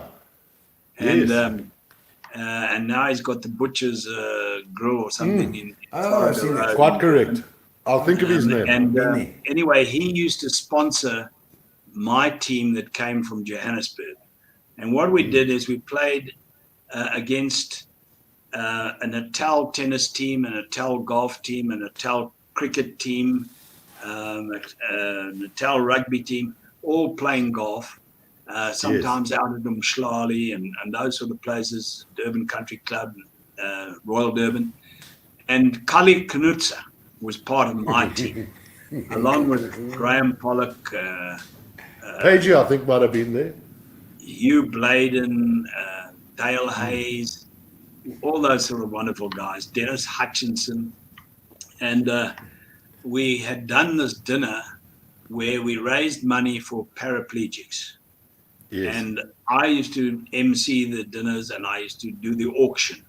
And Kali, after having had a few, decided that the people weren't responding well enough to the auction.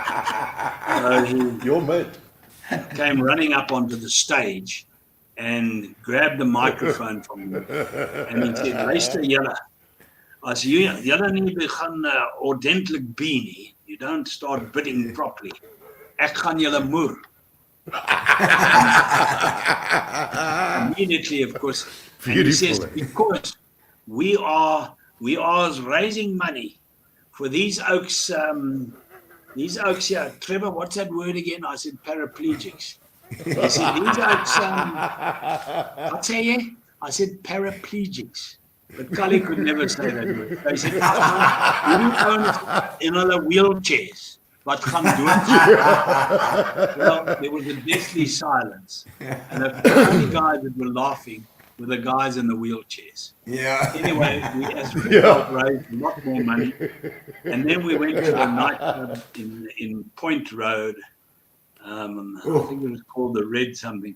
Anyway, on leaving there, we were helping one or two of the chaps down the stairs.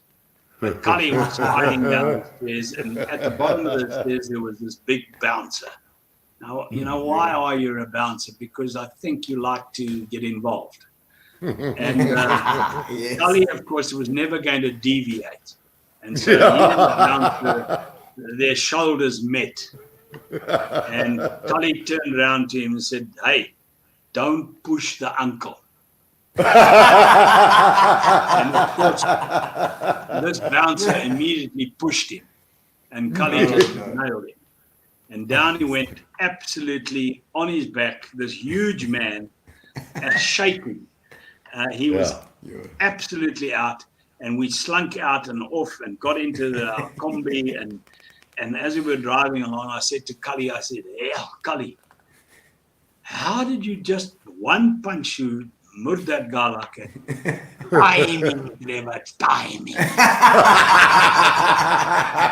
I knew this was going to be a long night. Quirky, whilst on the subject of boxing, that story about that fight that I remember you telling the story many, many years ago. I think it took place in '76 at the Rand Stadium. And we've got a picture of Stan Christodoulou's shirt. Oh, gosh, yes. Here we go. That was between Victor Galindez and Richie Cates. And Stan Christodoulou was the referee. And I mean, there was so much blood, it was quite unbelievable. And in separating them and all that sort of thing, Christodoulou's shirt was absolutely blood red. It was worse than that one on the picture in the end. And I was ringside doing the commentary, and Cates hit Galindez on the eye, and he opened a cut on his eye, above his eye, and then he hit him there again, because obviously the moment they see they've done some sort of damage, they're going to try and, you know, create more damage in the same place. And he hit him again.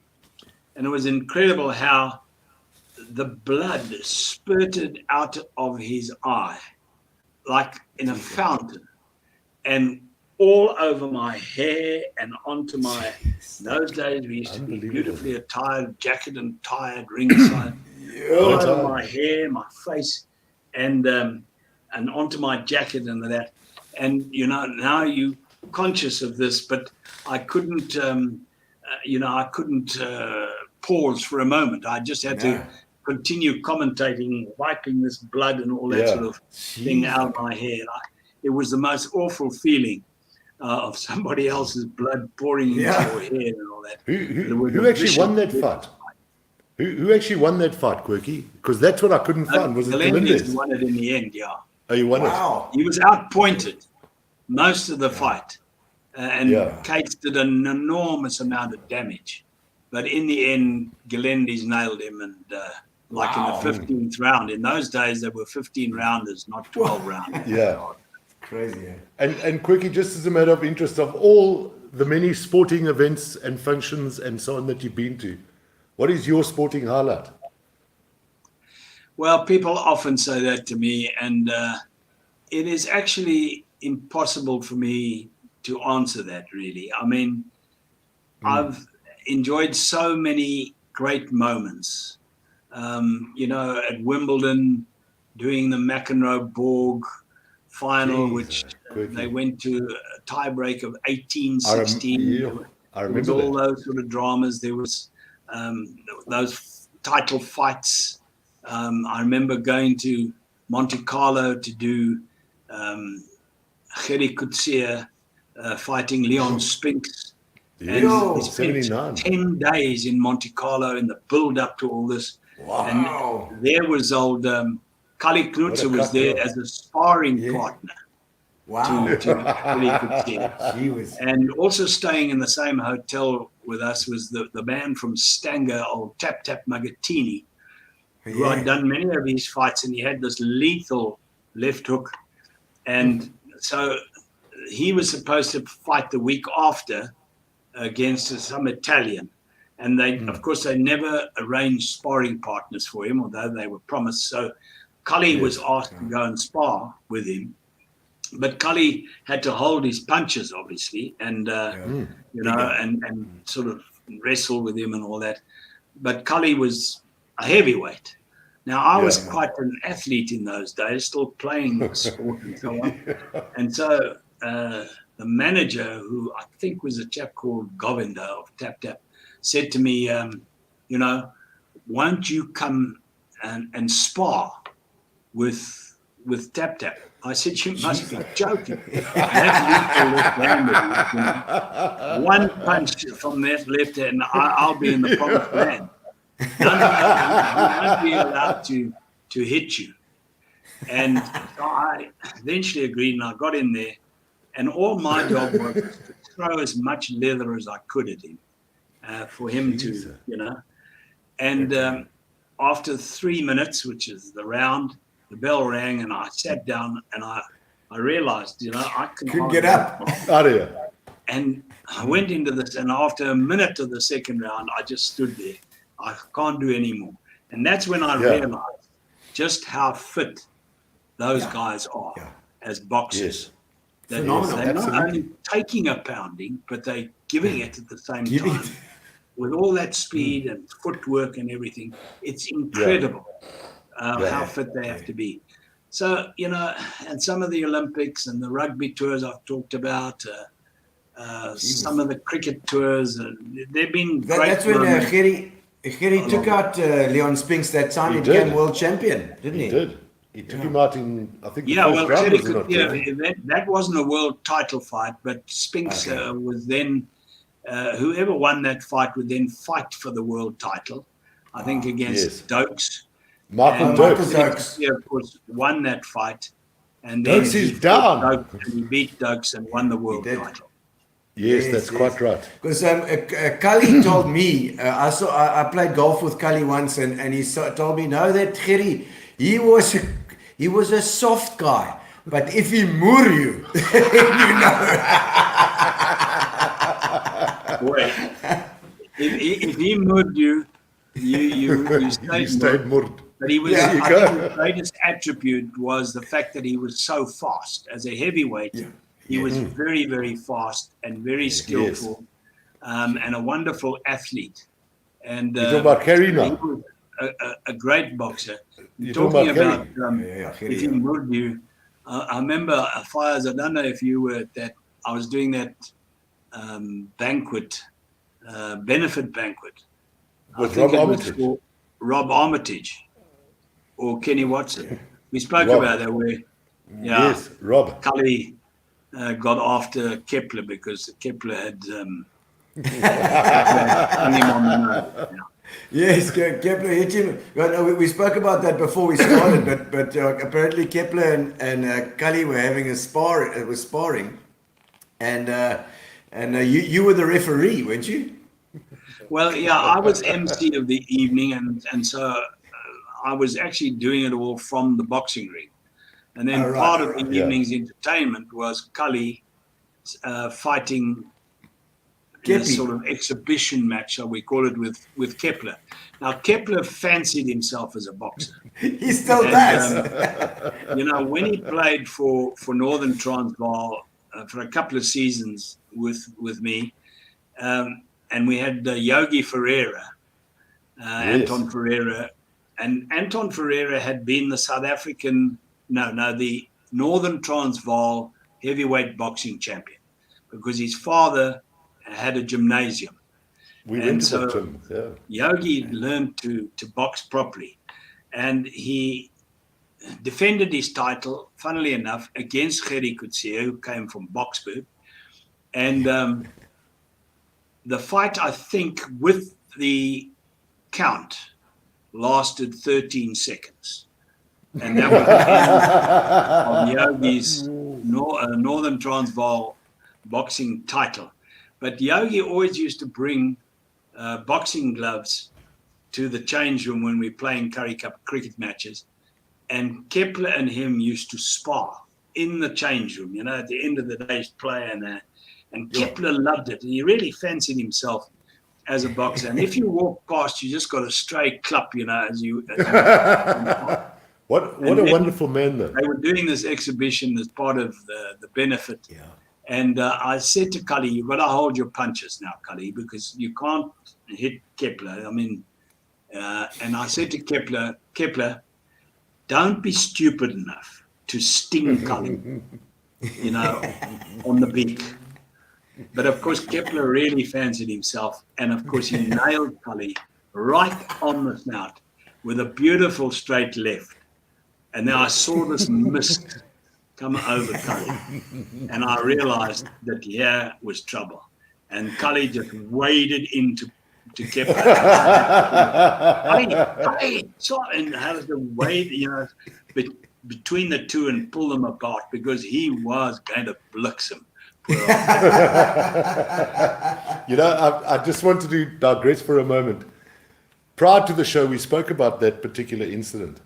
But the benefit function that I thought you were talking about was the one night at Kenny Watson's benefit where we were very privileged to be seated at your table, my wife Dot and I, along with Rory Steer and obviously Watto, yourself. And Quirky said to us, I would love to see the sun come up in Port Elizabeth tomorrow. You might remember that, Quirky. I do indeed, yeah. It was wonderful to be able to help those guys, and those benefit banquets that we used to have. And my goodness, we raised an awful lot of money, Absolutely. With the auctions and all that sort of thing. It was just incredible for the money we raised in those days. But of course, it turned into one ginormous party always. Quirky, old chap, I remember arriving at the function at 6 o'clock on the Friday night, and we got home at 2:30 on the Saturday afternoon. And I think you had to do a gig that evening in, if I remember clearly, Uitenhage. The thing about it, Fires, is what I always tell people, you've got to practice. Beautifully said, I agree. You've got to go to nets every day. And so, not a day goes by that I don't go to nets. And you are a character. I could do that. You are a character. Trevor, that's been. We're not going to keep you too much longer here because we've been on for almost 2 hours of chatting. It's been awesome. Yeah, there's a couple more. It's been fantastic. There's a couple more little questions coming. I see. Bev. What's that? Talk about your dismissal handled ball. Oh my goodness! This is from Bev Openshaw. Bev Rose. Bev Rose. A Zimbo who used to play. That was playing against Border, and I was batting with the dreaded Rodney Ontong.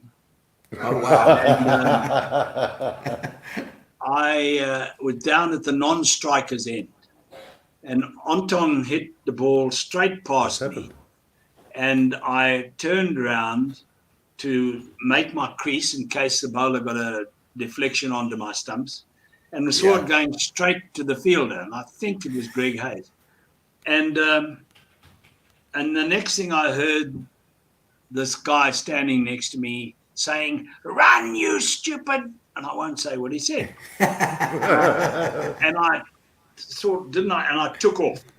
Now, you are allowed to run between the fielder and the stumps at which he's throwing at. And certainly you were allowed to in the old days. And I was doing that. And then I looked over my shoulder to see how I was doing in terms of whether I was going to make it or not. Yeah. And the ball was coming hit me on the back of my head. So instinctively, I threw my head down like that and went like this with my bat, and it hit the back of my bat and went out to mid-wicket or somewhere. And down on the fine leg boundary, where you could hardly see that anything was happening, but there was this, how's that? You can't do that. It was the dreaded Schmidt was down there. Samuel. Who was playing for Border in those days. Yes. And so, you know, they all come running, and I think a guy called Nelson. Nelson was the captain. Gerald Nelson, Jerry Nelson, the umpires quite correct. Were Ozzie Schoof and Des Sansom, I think. And Ozzie Schoof said, "Are you appealing?" And Nelson said, "Yeah, well, you know, you can't do that. Can't hit the ball away." And so Ozzie Schoof said, "I agree. You are out." So I said, "How am I out?" He said, "No, obstructing the field. It wasn't handleable. It was obstructing the field." Okay. And I said, "Nonsense. I was taking evasive action. And the law says if you're taking evasive action." Well, anyway, then Ozzie consulted with Des Sansom, and then Des Sansom gave me out.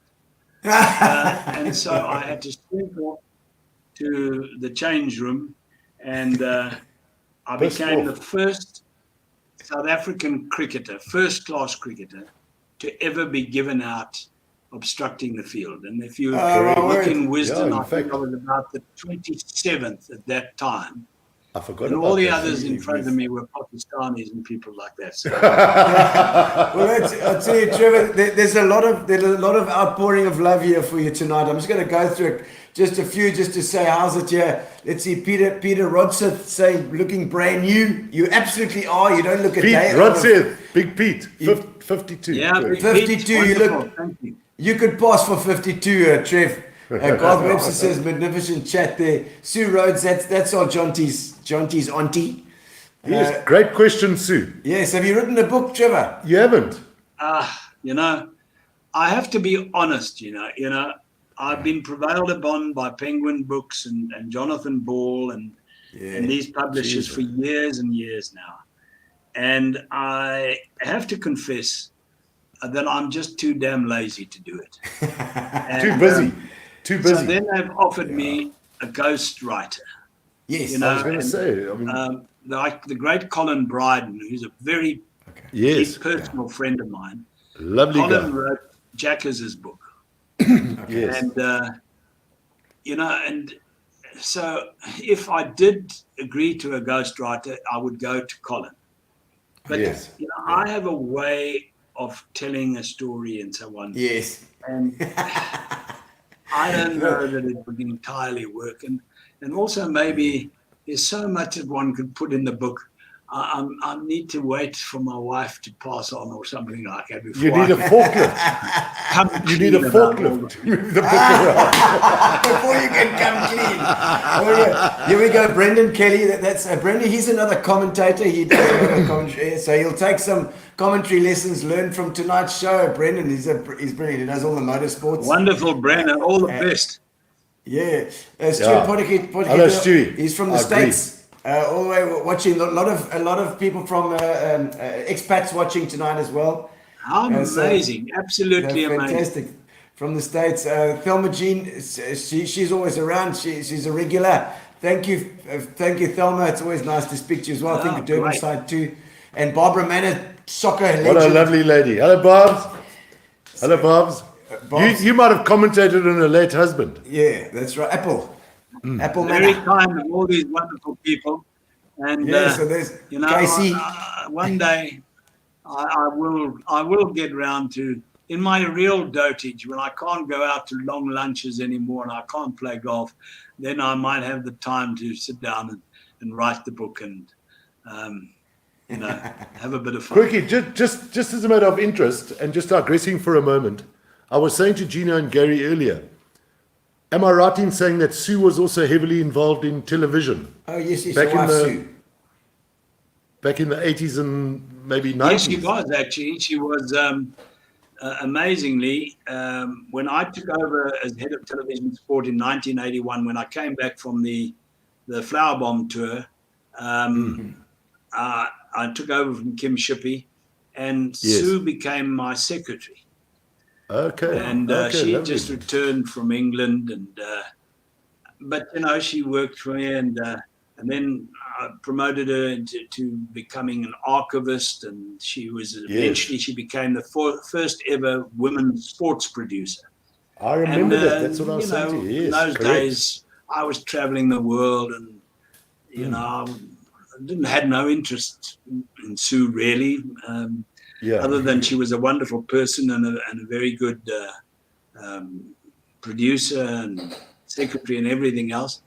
And then I don't know, we went to a party one night, and she was there, and fantastic. I was with my girlfriend at the time, and Sue and I got dancing, and and then amazingly 4 years later, she actually persuaded me to get married because I wasn't keen on getting married.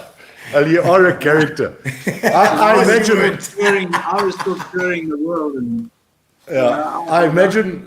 And I was like 39 when I got married, which is she was late in life. But amazing thing is, literally, I said to her, "Can you handle my lifestyle?" Because number one, I'm thirsty. Number two, I travel a hell of a lot. Yes. And if we can deal with all of that, then okay, let's get married. And I imagine Sue's lying on the couch there. 2 weeks after we got married, I disappeared on a 3-month tour overseas. French Open, Wimbledon, British Open, and then I went to America for a month doing a series called South African Sportsmen Abroad, where I interviewed like Kevin Curran in Austin, Texas. Yes. Johan Crick and Naples, Florida, Sydney Maria and in Detroit, and she put up with all of that and a lot more. And wonderful, what's it now? 35 years. 35 years. And I imagine she's lying on the couch there, probably thinking, I've listened to all this shit so many times before. Oh no, thank you, Trevor. No, you've been fantastic. Want to listen anymore because amazingly, last night I was doing a show with the great Alan Committee, the comedian. Oh, Alan, yes. That's Gino's department. Sue came along to this, not because of me, but because of committee. And of course, Alan, because he's brilliant on all sorts of stories as well. We had a lot of fun. It was a great evening. So she's heard it all before. Lovely. No, Alan's an absolute legend. I've done work with him as well. We did the Funny Fest together, and he's an absolute legend of a guy. You still got your glove on? I kept my glove on the whole time, and my hat. We've lost Quirky, have we not? We might have. Have we lost Quirky? No, he's still there. Replace the basher with a helmet.